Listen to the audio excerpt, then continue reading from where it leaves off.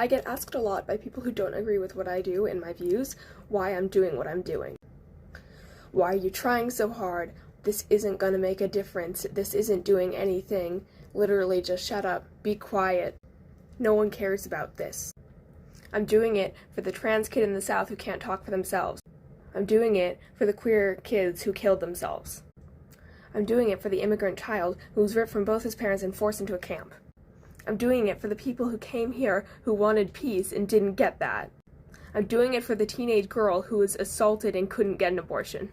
I'm doing it for the kid who doesn't get any protection from bullying now that the anti-bullying legislations are being terminated so they can walk down the hallway and have slurs hurled at them. I'm doing it for George Floyd and Breonna Taylor and Tamir Rice and all the other people who were murdered by police.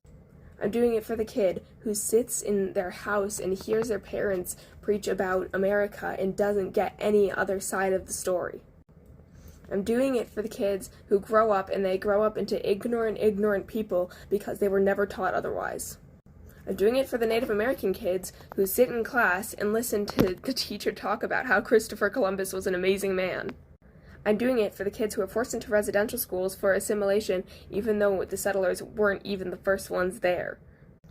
I'm doing it for the homeless family sitting on a street corner hoping that someone gives them money or food. I'm doing it for the homeless queer kids who are kicked out of their house. I'm doing it for the grandmother who immigrated here during the Holocaust to escape only to watch her grandkids be scared of going through the same thing. I'm doing it for the people in ICE detention centers. I'm doing it for the people of Gaza. And I'm doing it for me, who was 5 years old and watching Trump get elected again and crying because she didn't understand how the bad guy could win because she never saw that in the movies. So why could it happen now? How could people vote someone like that in office? She didn't understand. I'm doing it for them.